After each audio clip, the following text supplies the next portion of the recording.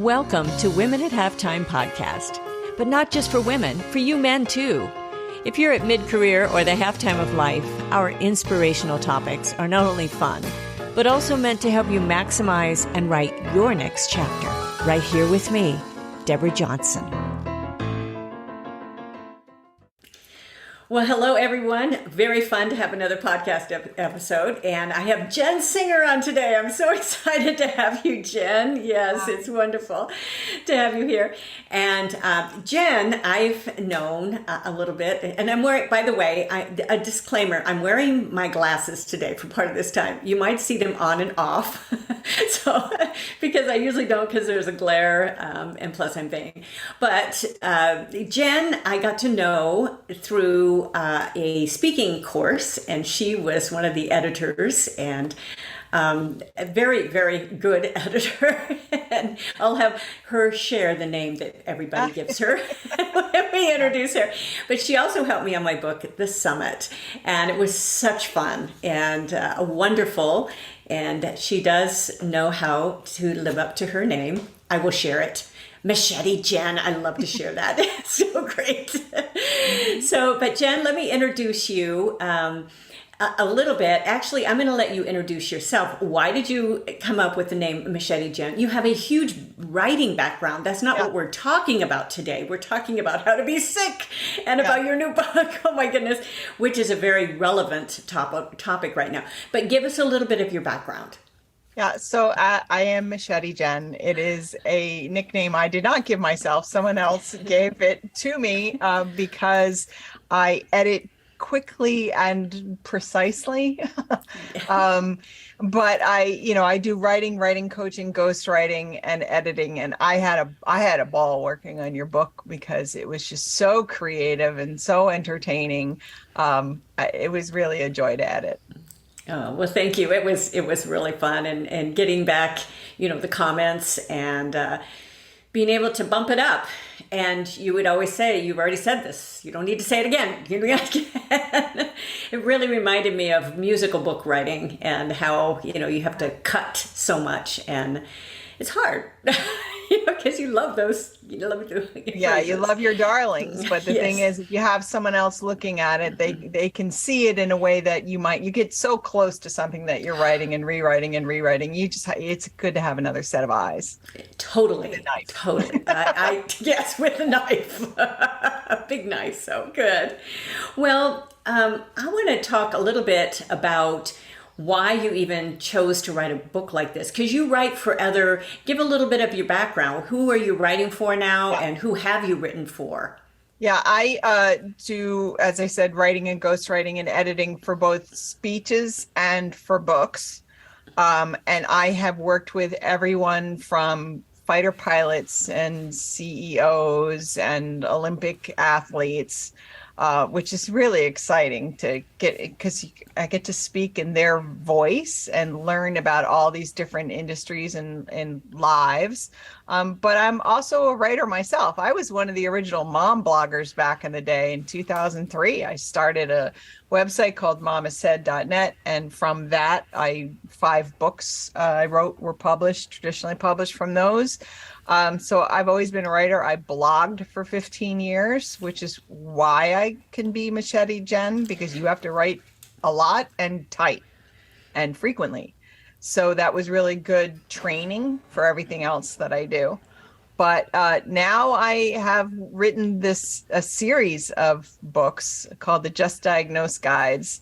And they are the alternative to Dr. Google. When you've been diagnosed with something, and you go online and you read the unfiltered health information and scare the heck out of yourself, I have taken that away because I'm also a medical writer.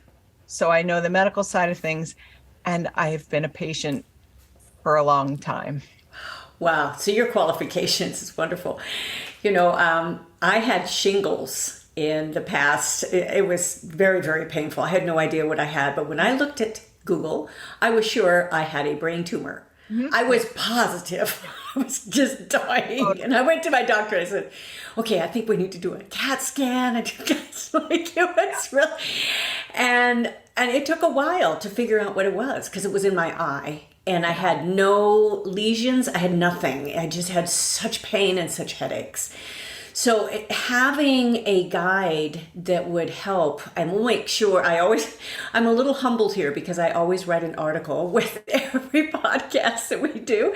So I am a writer as well, prolific, but I will put all those links in there too, because that's very, very relevant right now that people need to be able to access some of that information. So it's great. Yeah. And like you said, what happens is they go online and, they don't know where to go. And so you wind up with frightening statistics that don't necessarily apply to you, diagnoses that, a brain tumor when it's shingles. Yes. It even took the eye doctors a while. I mean, it was, yeah. And that's the thing. It takes doctors sometimes, depending on what you have, it takes them a while. Now, I had cancer in 2007. I had aggressive B-cell non-Hodgkin's lymphoma. I had a tumor the size of a softball in my left lung. I was 40 years old. And it took months to diagnose that because I would tell doctors, I'm tired, I'm falling out of shape. I'd be running around. I coached boys soccer and I'd be running around and getting more and more tired every week. And they would tell me, oh, well, you're middle-aged, you're a mom. Of course you're tired. You know how it goes.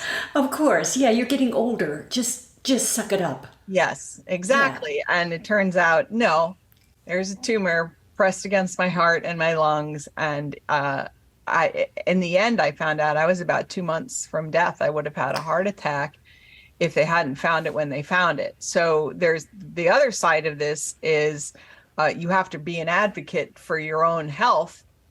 You can't just defer to doctors. You know your body better than anybody else. And if you know something's wrong, keep pushing for the right diagnosis. And Jen, I think that the advocate is so important because we found we had to be an advocate for our parents when they were going through, I mean, that's a whole other subject, but not really. I mean, you have to, my husband was on the phone for my mother-in-law and on that phone and said, no, you need to do this. You need to do this. Telling those doctors, I am not satisfied. And to make sure, otherwise they don't do anything. And they're busy. They're busy. I had a similar situation. My mom has Parkinson's disease, and I was the one who always took her to her doctor's appointments. And I took her to her, big shot doctor at a New York City teaching hospital who didn't really listen to my mom. My mom had been telling her that every day she was feeling more and more nauseous and was keeping a calendar of when she felt bad, when she was taking her medicine. And if this doctor had taken the time to look at that chart, she would have figured it out. But instead, she just poo-pooed her as though she's just an old lady who's complaining. So we left that doctor. I said, we're out of here. And we went to a different one. And that doctor figured out that actually it was withdrawal from a medication that she was on that is as addictive as cocaine. Wow. So my mother, who doesn't drink, doesn't smoke, was having withdrawal symptoms like cocaine from this drug. And this doctor figured that out. Because she listened. Yes, listening. So, wow. Well, as we talk, we have a couple talking points I want to get to because we can just keep having this great conversation. Yeah. But what's kind of that first step? We're taught kind of how to be healthy. And actually, I've been reading more and more, especially on the second half of life, even the last third of life, where many of us we have longevity now and looking forward because of all of the medical advances. Right. So we're taught now how to be healthy, but not how to be sick. So what's the first thing we need to do when getting a diagnosis? Now, you've gone through some of these steps. So what's number one? Don't Google it. And I know that just sounds counterintuitive because you want to find out everything you can. But let's say you've gotten a diagnosis and your doctor has given you information. I would recommend that you, first of all, if you have someone in your family or a friend who's in medicine, who can do research for you and be your medical researcher, your medical enforcer, that's the first place I would go, is tell them what the diagnosis is and have them filter out the information and send you the main things that you need to know. I would go to an association's website. So, for instance, I went to the Leukemia and Lymphoma Society's website because that is patient-friendly information that doesn't give you too much and scare the heck out of you. Right. Don't go to a government website. They will always lead with statistics of death that don't take into consideration your age, your prognosis. That's information you get from your doctor, not from Dr. Google. Interesting, because we've had so much thrown at us with between CDC, now they're changing and it's been so confusing. People don't know what to believe anymore. And, it's just a disservice of that. And I love that you said to make sure you are doing research, because even when doing book research and all of that, I'm a stickler on that. You have to go to the source. You can't, the blogs, they're going to enhance numbers. They don't put accurate sources, and it takes some digging. And so it's the willingness to work. But your willingness to work pretty much saved your life by you not saying, okay, well, then I'm going to die. Yeah, I knew when I was diagnosed, which I was diagnosed in a local hospital, they actually misdiagnosed me with Hodgkin's lymphoma, which is, the good cancer because it's the more curable than non-Hodgkin's, which makes non-Hodgkin's the bad cancer. And I knew enough from talking to other people in medicine that I needed a PET scan to determine which Hodgkin's I had. And this hospital didn't have a PET scan machine, and they didn't want me to leave because that's $250,000 of insurance money leaving the hospital. But I knew I was going to I live in New Jersey. I was going to go to New York and get that PET scan. So, which then I found out it was the bad cancer and assumed then I'd be dead by dinner. And that is not the situation. Dead by dinner. That's a book title. Dead by dinner. I can identify. Because if you read stuff about it, I was 40 and otherwise healthy. So my odds, statistics were different than what was on the internet. Right. So that's why I implore people, ask your doctor what your prognosis is. Don't look at stats online. Yeah, and that's such a good, because there was another question, how much research should you do? You should keep researching. And because there's things coming out all the time with new cell, things that they can infuse, with even with your DNA and all. There's a lot of new research out all the time, and new treatments sometimes that doctors do and that have very good odds.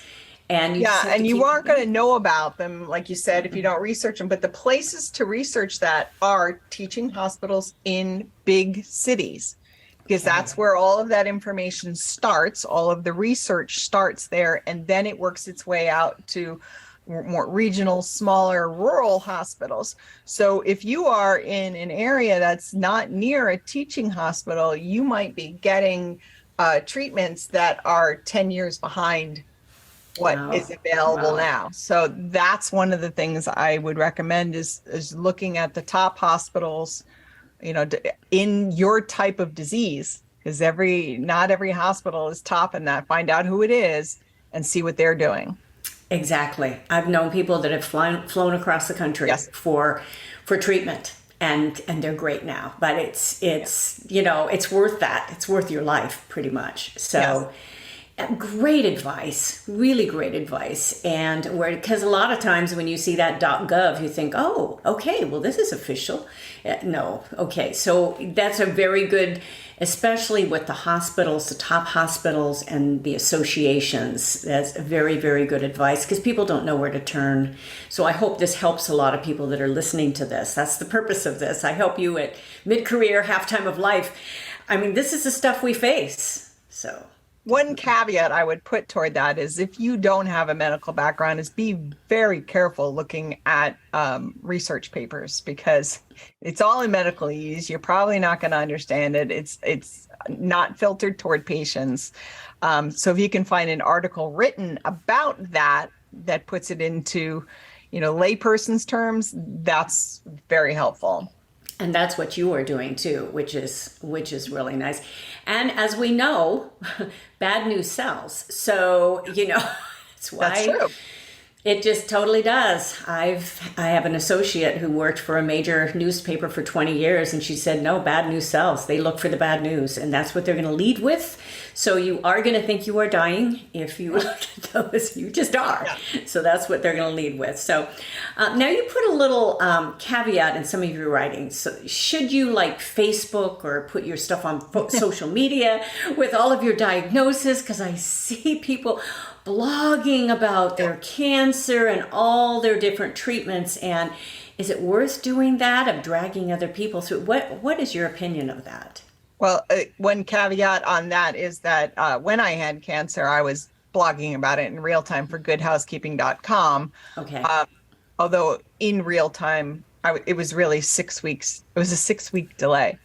Okay. So, and I didn't share every detail because I had family members who were reading that. I didn't want to scare the heck out of them.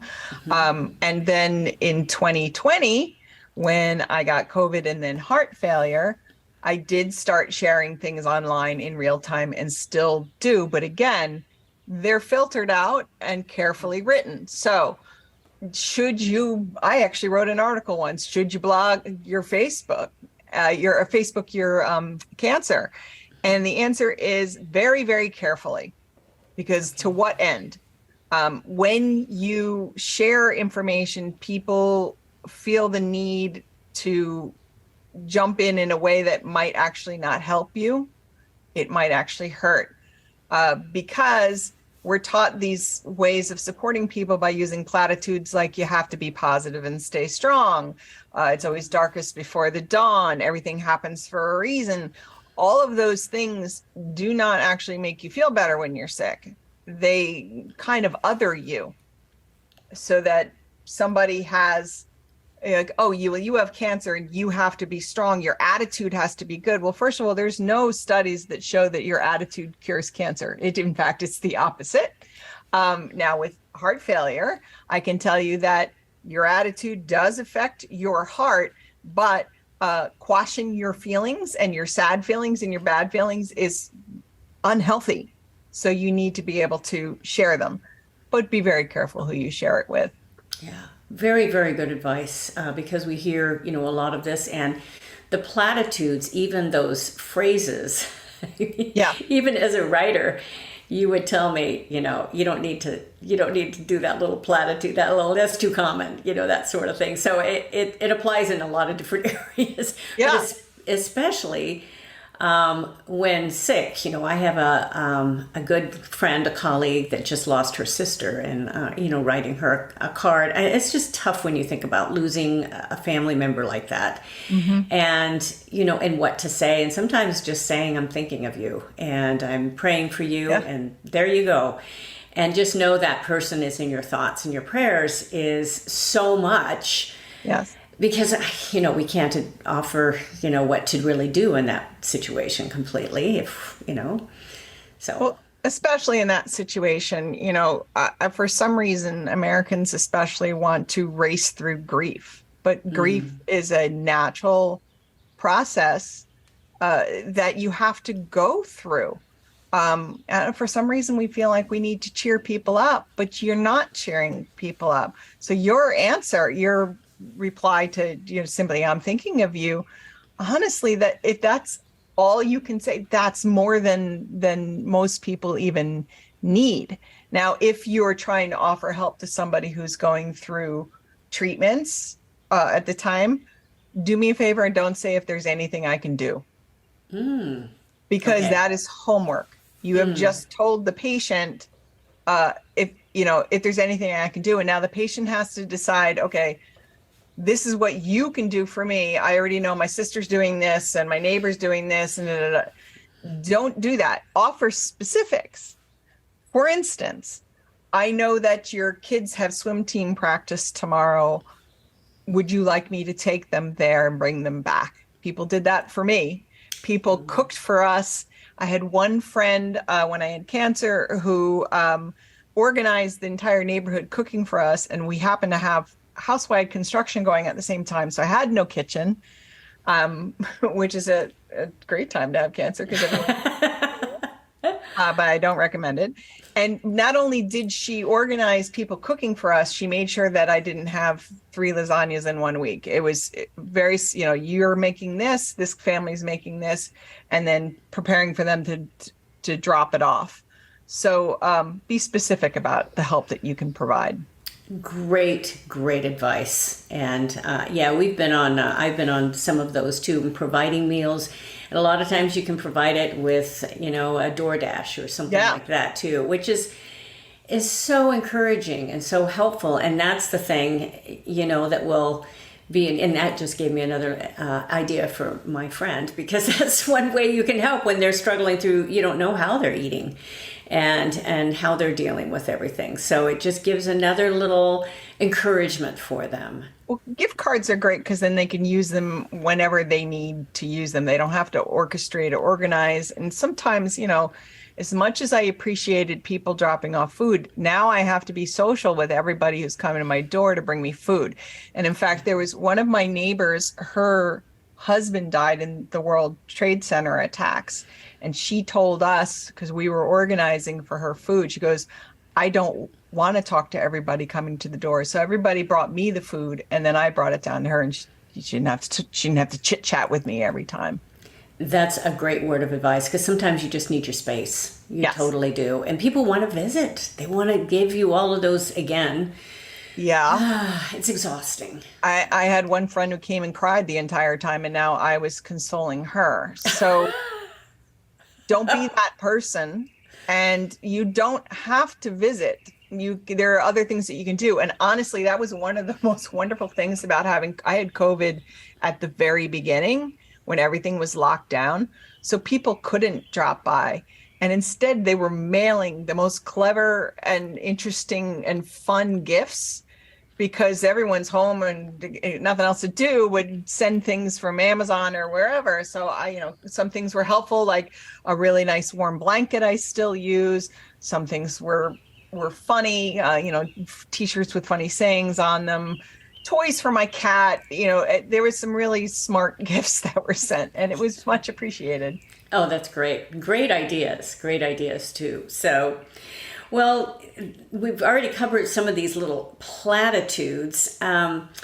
We as women are often the caregivers. Yeah. And I mean, that's just true. Our whole lives, and our kids, even having adult kids, we're still, I have to watch what I say now. Watch what I do. Okay. I know I'm still mom, and the boys will usually go, Mom. Mom, I'm an adult. They have to remind me. Oh, yes, you are. Yeah. I know that. But we have a harder time, I think, being patient and accepting help. And my husband will remind me now and then. I mean, he became such a caregiver for me with shingles. I couldn't do anything. I mean, even the 2 Vicodin it wasn't working on those headaches. And I'm very susceptible to medications because I hardly take anything. Usually stuff works for me just like that. So I knew there's something wrong. And I couldn't do a lot. I could hardly eat. So, but and that was a case where I just couldn't do anything. But a lot of times, even when we're a little sick, we have a hard time accepting help. What are some of those mindsets that you go through in that? The way I look at it is you have limited energy. Everyone has limited energy, but when you're sick, it's limited even more. And some days are better than others. That's true. But do you want to spend what limited energy you have while you're sick scrubbing the bathtub? Or do you want to spend it having dinner with your family? So it's a matter of priorities. Now, when I got COVID and heart failure, I was home here with my son, who was then a senior in college, and his New York had shut down, his campus shut down, so he came home, and the poor kid was trapped here with me. He had to drop me off at the ER. He couldn't even come in either because no one was allowed in except for the patient then.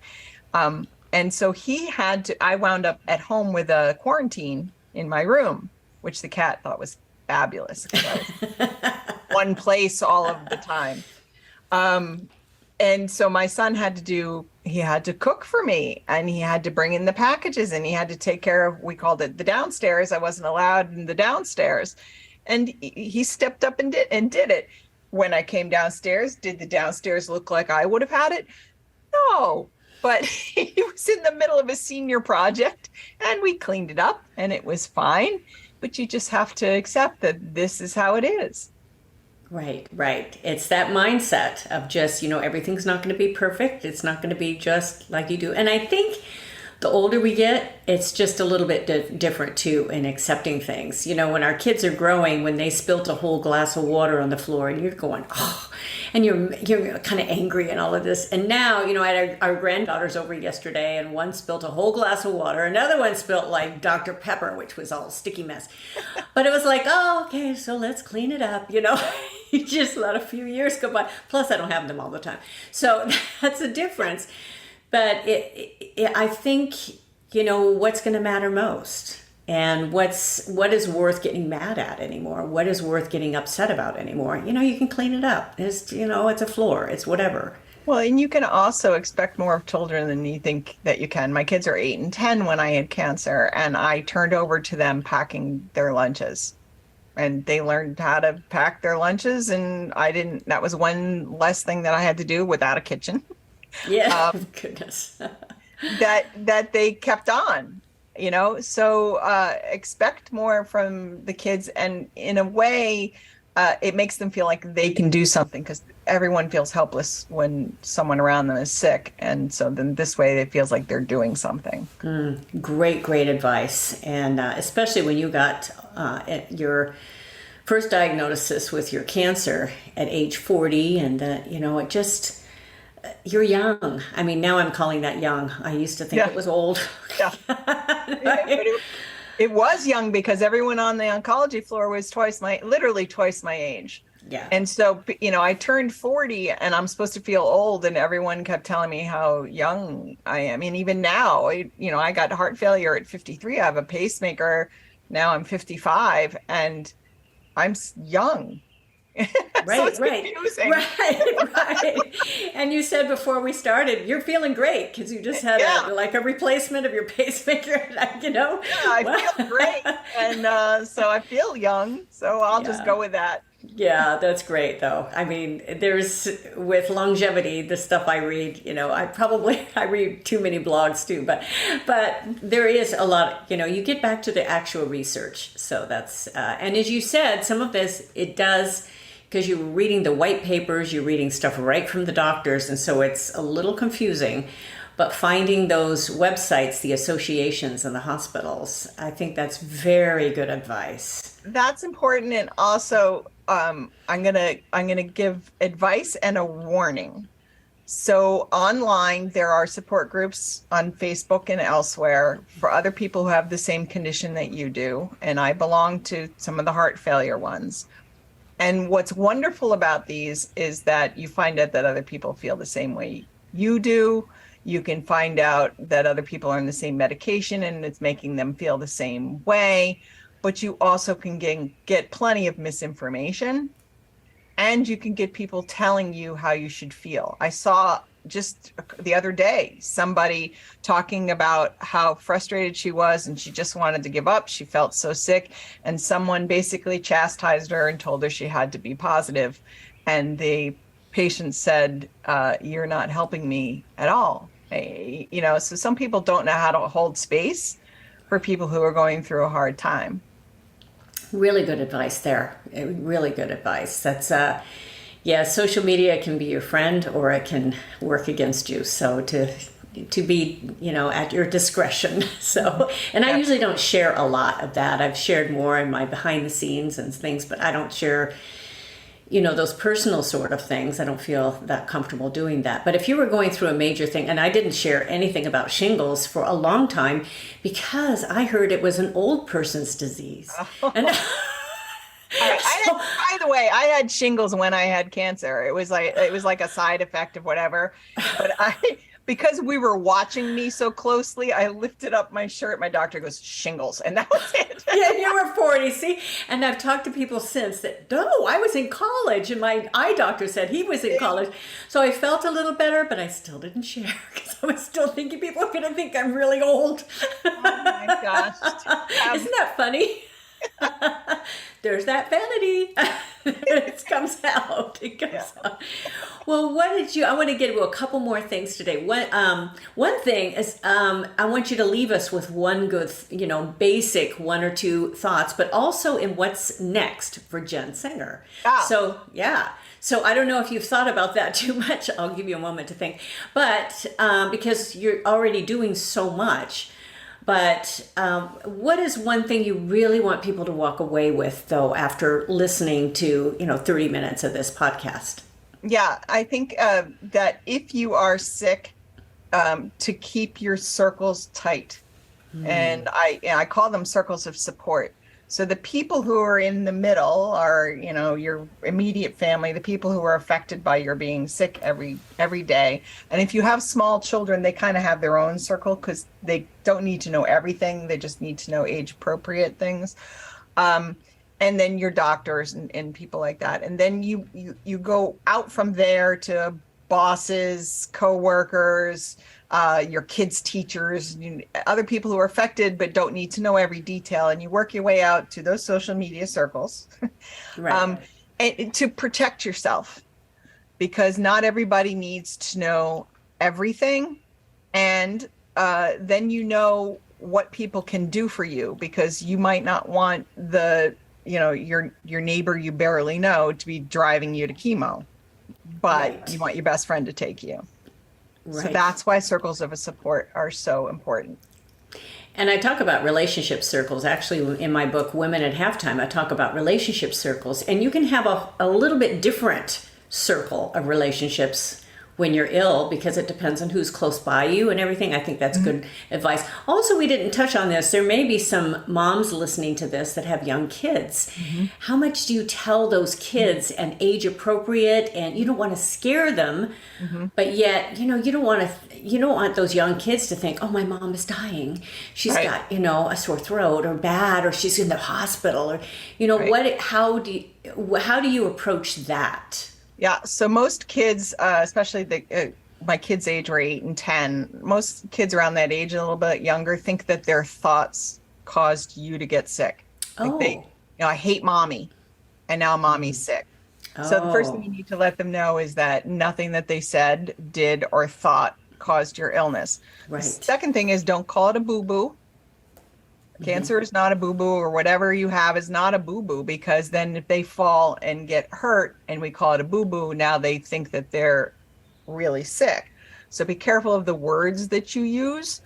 I would not hide it from them, because they will fill it in with something worse. They can feel something's going on. Even if you're talking behind the scenes, they know. In my case, I was bald and was gone in the hospital a lot. There was no way I could hide it, even if I wanted to. And I just made it clear that, there was this blob in my chest and I needed to have this medicine that was going to shrink it down. And I made sure that I was with them before we talked about where you want to put your energy. It was with my kids. Whenever I felt well enough to do things, it was with them. It was not cleaning the toilet.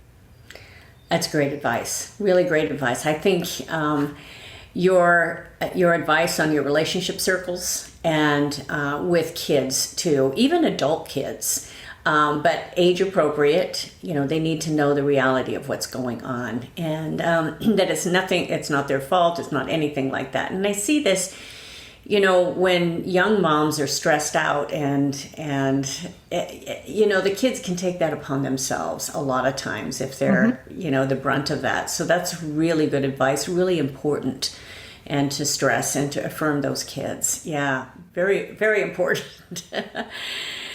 So I don't know if you have anything to add to that, but I would love to know what's next for Jen Singer. And you are working now. I'm going to give you a chance to tell people about your book, a little bit about your book, but also with how to reach you or how to reach some of your writing and where to find you. Yeah. So it's the Just Diagnosed Guide to How to Be Sick. I also have one to how to support someone who's sick, so you can find out what to say instead of those platitudes, and how to support people. I have very specific guides, one about heart failure, one about sarcoidosis. I'm going to be writing other ones about cancer in the future and other diseases, and expanding that out, and continuing my podcast tour. Thank you. That is, I want to give as many people as possible the information that they can have that doesn't scare or confuse them, that they don't have to Google. Then I'll do it for you. Where to find that is justdxguides.com. Where to find me, if you're interested in any of my writing services, is jen-singer.com. And I'm on Instagram at Jen Singer Said, Twitter at Jen Singer. You can find me. I'm very Googleable. You can Google me. You can Google. Yeah, we can Google you all day. Good. And again, I will put those links in the article so people can get a hold of you and to see your writing, which is wonderful. And you've written so much. You're extremely prolific. And in this area, it's interesting how we come out of some of our background, and it just it infiltrates everything we do. And your sicknesses has helped you now create such a strong brand and messaging. And now at this point in your life, you're really helping a lot of people, which is... Fun fact, when I got diagnosed with heart failure, I Googled it and found something I had written for a hospital 5 years earlier. That is really funny. So did you follow the advice? Yeah, exactly. Did you follow your own advice? I did. It was very helpful. Thank you, Jen. You can thank yourself. Oh, that's so great. Well, Jen, this has been just a delight. And we talked so much through my speaking course and then through, of course, the summit. And we had a lot of conversations, and this was really fun to be on this end and to be able to interview you for this book and for your messaging. And I saw that your new book, but I hadn't realized how much you had also already written on the subject. Oh, and yeah. And that's interesting as a writer, because we can go back and see what we've already done and add to it and see the holes. Where do we need to fill in some blanks? And there's new, like you said, you have new upcoming articles that will be, or books that will be on cancer and other things that you will be writing. So it's fun that you, I had an old friend of mine contact me. She had her siblings were not appreciative of what she was going through with a chronic illness that she had. And so she Googled it, and she found an article that I was quoted in 2008, right after I had cancer, where I was saying these same things. This messaging is so important to me, that we validate each other and that we support each other in the right way, in the way that helps us through the hardest times of our lives. Oh, that's great. That's great. So your messaging has been so consistent. And that's important too. When we think about messaging, how important that is. And that's why I always try to tell people who this audience is for, but it's expanded. But especially for those at mid-career and the halftime of life, you are facing all of this right now. You're not only facing it with yourself, but with aging parents. And you're going to end up, some people have had to face it with their kids, and they have to go through some of these same principles. That's right. And that shouldn't be the case. We hope our kids will outlive us, but sometimes that's not the case. Yes. So, many people have to at different points. Well, again, this has been delightful, Jen. Thank you so much for having me on. I appreciate it. Well, it's been a pleasure, and thank you everyone for joining us, and make sure that you link into the podcast, that you share it, And with those, this is a very relevant podcast messaging right now. And the article, you'll get all the links. And find us on social media and sign up for the newsletter too. You get the articles every single week, the new ones, so you don't want to miss any. And I do my podcast is a little bit different. The Women at Halftime. I bring my husband on once a month, which is always a risk. So no, he's great. But we talk about all sorts of things. We talked about finances because he's been an RIA. We talk about adult children. He's been a professional athlete. We talk about a lot of different things and our goals and all of that together, and we have been together for a long time, so that makes it fun. And then when I get to bring in wonderful guests like Jen just once a month, and I speak twice a month as well, so it's an absolute pleasure. So thank you again, Jen. Thank you. Okay. Thank you for joining us. It is because of our wonderful listeners like you that we keep going strong week after week. We'd love it if you'd share and follow us to not miss a single show, and even write a review. You can also find all of our articles, products, and links at womenathalftime.com.